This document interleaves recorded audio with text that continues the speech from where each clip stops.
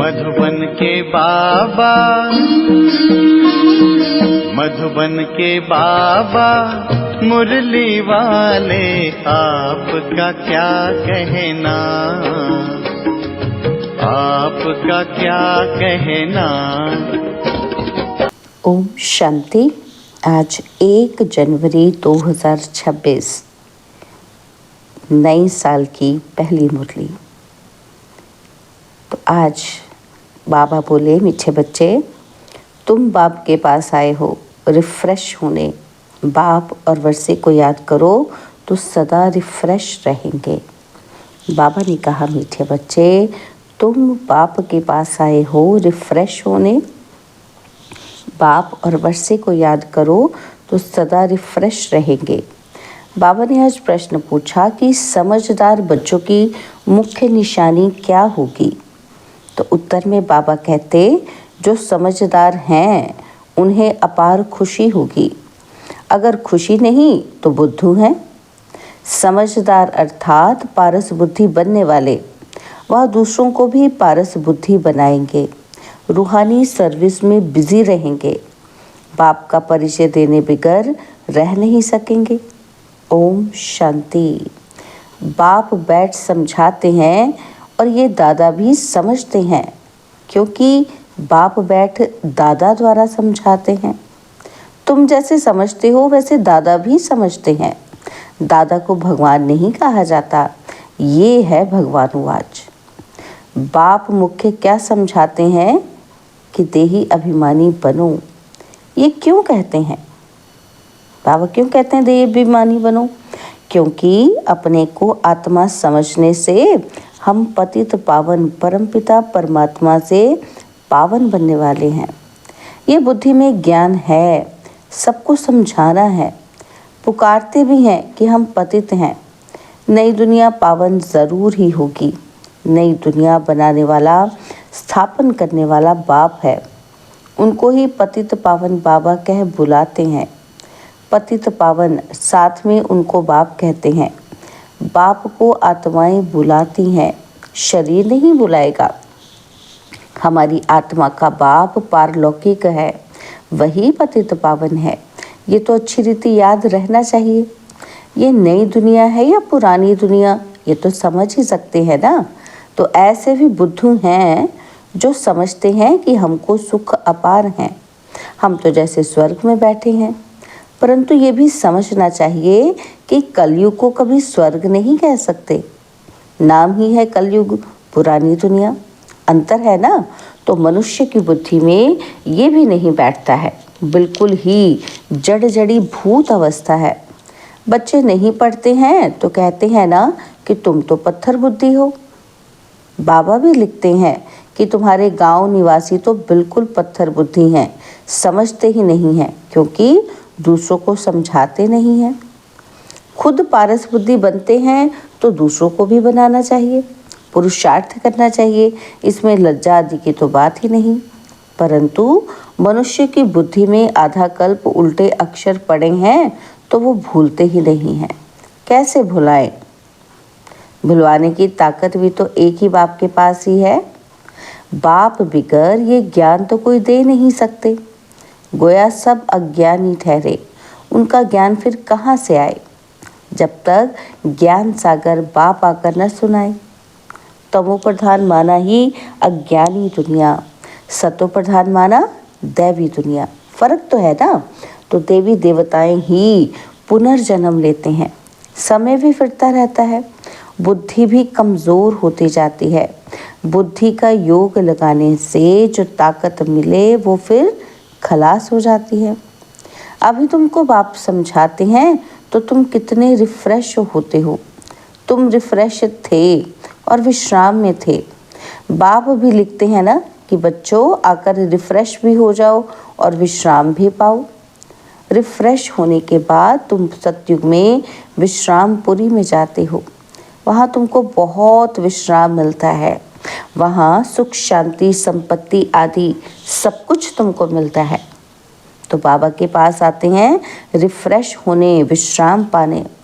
Refresh भी बाबा करते हैं, विश्राम भी बाबा के पास लेते हो। विश्राम माना शांत। थक कर विश्रामी होते हैं ना, कोई कहाँ जाते हैं विश्राम पाने के लिए। उसमें तो रिफ्रेशमेंट की बात ही नहीं। यहाँ तुमको बाप रोज समझाते हैं तो तुम यहाँ आकर रिफ्रेश होते हो।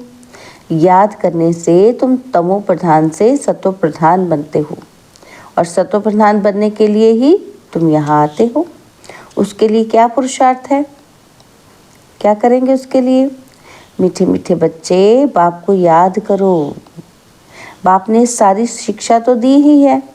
ये सृष्टि चक्र कैसे फिरता है, तुमको विश्राम कैसे मिलता है, और कोई भी ये बातें नहीं जानते तो उन्हों को भी समझाना चाहिए, ताकि वह भी तुम जैसे रिफ्रेश हो जाएं।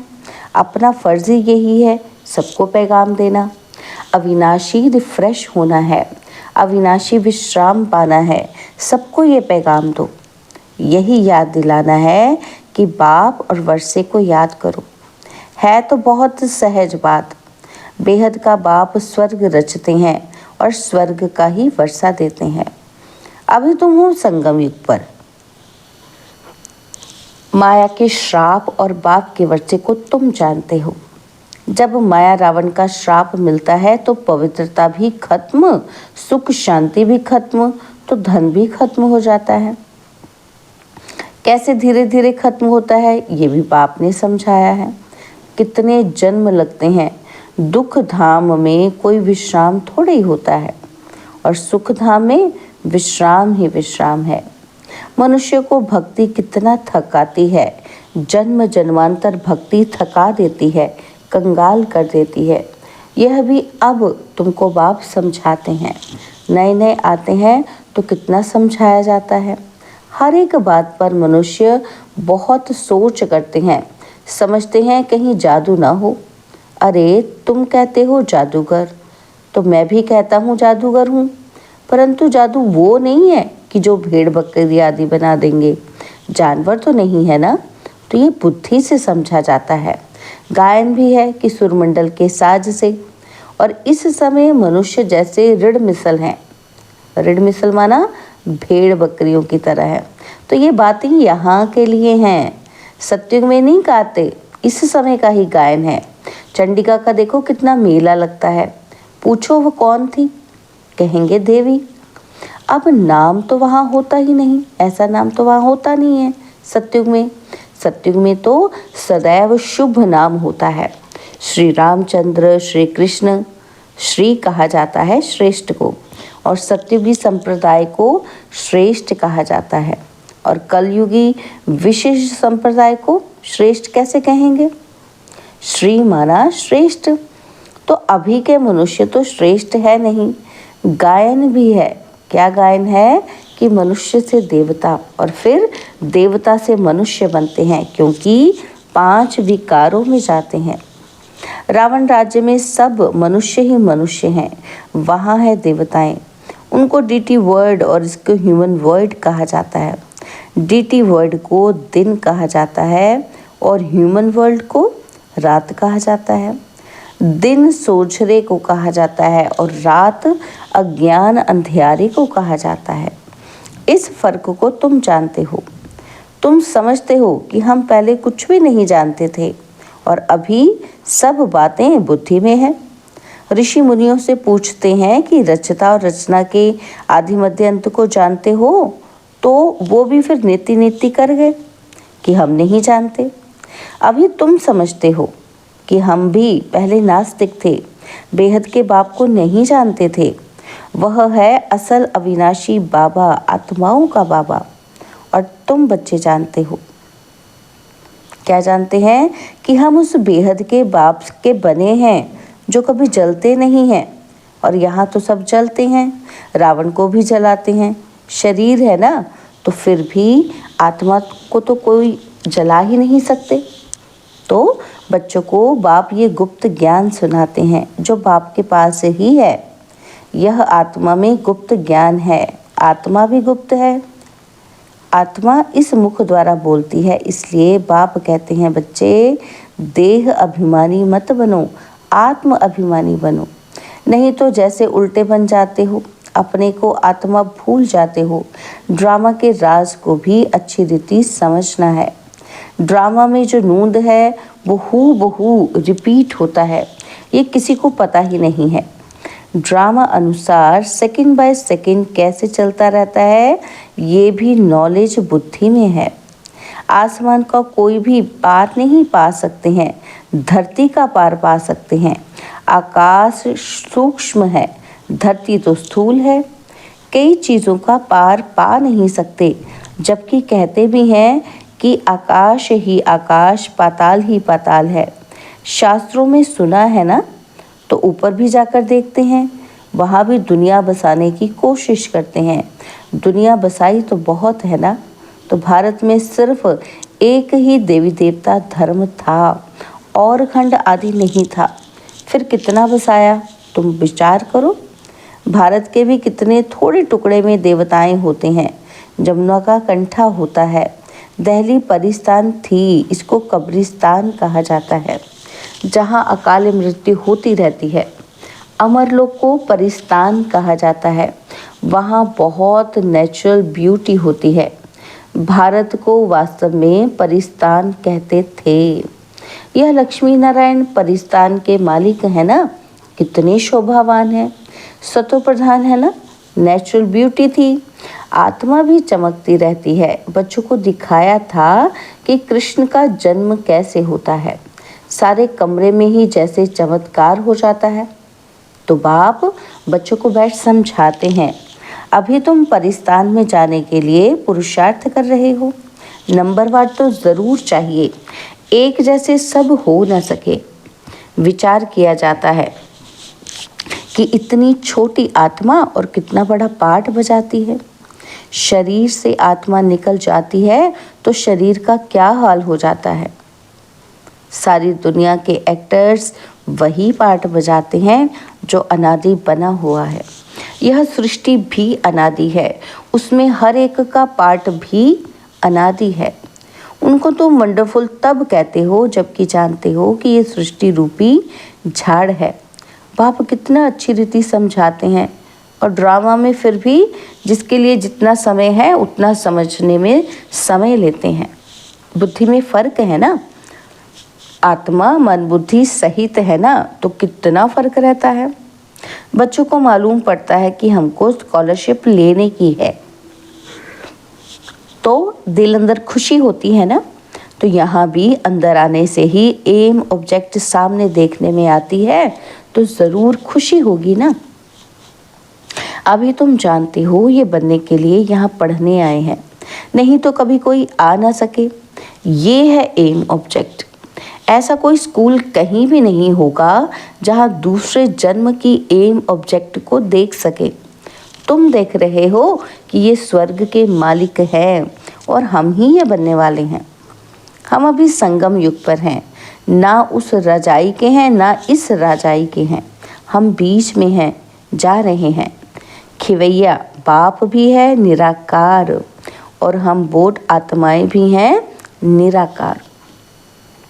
बोट को खींचकर परम धाम में ले जाते हैं। इनकॉर्पोरियल बाप इनकॉर्पोरियल बच्चों को ले जाते हैं।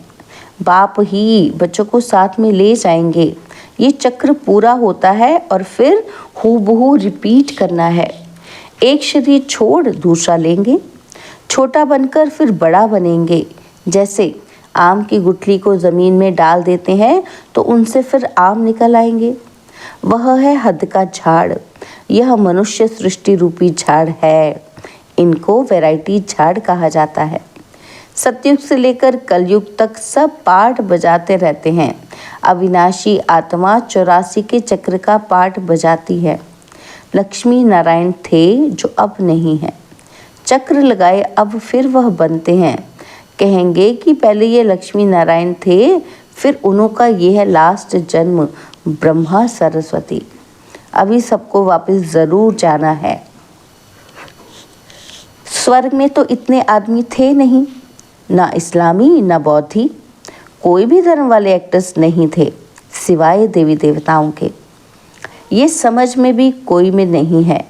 समझदार को टाइटल मिलना चाहिए ना, जितना जो पढ़ता है नंबरवार पुरुषार्थ से पद पाता है। तो तुम बच्चों को यहाँ आने से ही यह एम ऑब्जेक्ट देख खुशी होनी चाहिए। खुशी का तो पारावार नहीं। पाठशाला व स्कूल हो तो ऐसा है, कितनी गुप्त परंतु जबरदस्त पाठशाला है। जितनी बड़ी पढ़ाई उतना बड़ा कॉलेज। वहाँ सब फैसिलिटीज़ मिलती हैं। आत्मा को पढ़ना है, फिर चाहे सोने के तख्त पर चाहे लकड़ी के तख्त पर चढ़े। बच्चों को कितनी खुशी होनी चाहिए, क्योंकि शिव भगवानुवाच है ना, तो पहले नंबर में है ये विश्व का प्रिंस। बच्चों को अब पता पड़ा है। कल्प कल्प बाप ही आकर अपना परिचय देते हैं कि मैं इनमें प्रवेश कर तुम बच्चों को पढ़ा रहा हूँ। देवताओं में ये ज्ञान थोड़े ही होगा। ज्ञान से देवता बन गए, फिर पढ़ाई की तो दरकार ही नहीं। इसमें बड़ी विशाल बुद्धि चाहिए समझने की। अच्छा, मीठे मीठे सिकिलदे बच्चों प्रति माता पिता, बाप दादा का याद प्यार और गुड मॉर्निंग। रूहानी बाप की रूहानी बच्चों को नमस्ते। हम रूहानी बच्चों की रूहानी बाप दादाजी को दिलवा जान सिकवा प्रेम से नमस्ते। ओम शांति। प्यारे बाबा, मीठे बाबा, मेरे बाबा, शुक्रिया बाबा, शुक्रिया बाबा, शुक्रिया। धारणा के लिए मुख्य सार है। पहला पॉइंट है, इस पतित दुनिया का बुद्धि से संन्यास कर पुरानी देह और देह के संबंधियों को भूल अपनी बुद्धि बाप और स्वर्ग की तरफ लगानी है। सेकंड पॉइंट है, अविनाशी विश्राम का अनुभव करने के लिए बाप और वर्षे की स्मृति में रहना है। सबको बाप का पैगाम दे रिफ्रेश करना है। रूहानी सर्विस में लज्जा नहीं करनी है। और बाबा ने आज हमें वरदान दिया, संगठन में एक मत और एक रस स्थिति द्वारा सफलता प्राप्त करने वाले सच्चे स्नेही भव। संगठन में एक मत और एक रस स्थिति द्वारा सफलता प्राप्त करने वाले सच्चे स्नेही भव। संगठन में एक ने कहा, दूसरे ने माना, ये है सच्चे स्नेह का रिस्पॉन्ड। ऐसे स्नेही बच्चों का एग्जाम्पल देख और भी संपर्क में आने के लिए हिम्मत रखते हैं। संगठन भी सेवा का साधन बन जाता है। जहाँ माया देखती है कि इनकी यूनिटी अच्छी है, घेराव है, तो वहाँ आने की हिम्मत नहीं रखती।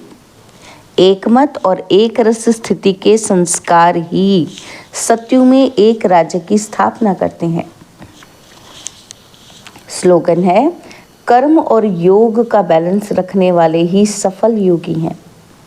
कर्म और योग का बैलेंस रखने वाले ही सफल योगी हैं। संगम युगी सर्व तीव्र पुरुषार्थी भाई बहनों को नए युग के साथ नए वर्ष की बहुत बहुत शुभ बधाइयाँ। तो नए वर्ष का ये पहला जनवरी मास मीठे साकार बाबा की स्मृतियों का मास है। हम सभी बाबा के बच्चे अव्यक्त वतन की सूक्ष्म लीलाओं का अनुभव करने तथा स्वयं को ब्रह्मा बाप समान संपन्न व संपूर्ण बनाने के लिए पूरा ही मास अपनी बंधन मुक्त जीवन मुक्त स्थिति बनाने के लिए मन और मुख का मौन रखें। बुद्धिबल से अव्यक्त वतन की सैर करें। इसी लक्ष्य से इस मास के अव्यक्त इशारे भेज रहे हैं। तो क्या है इस मास के अव्यक्त इशारे? कि इस अव्यक्त मास में बंधन मुक्त रह जीवन मुक्त स्थिति का अनुभव करो। बाप दादा चाहते हैं कि मेरा एक एक बच्चा मुक्ति जीवन मुक्ति के वर्षे के अधिकारी बने। अभी के अभ्यास की सतयुग में नेचुरल लाइफ होगी, लेकिन वर्षे का अधिकार अभी संगम पर है। इसलिए अगर कोई भी बंधन खींचता है तो कारण सोचो और निवारण करो। अच्छा, ओम शांति।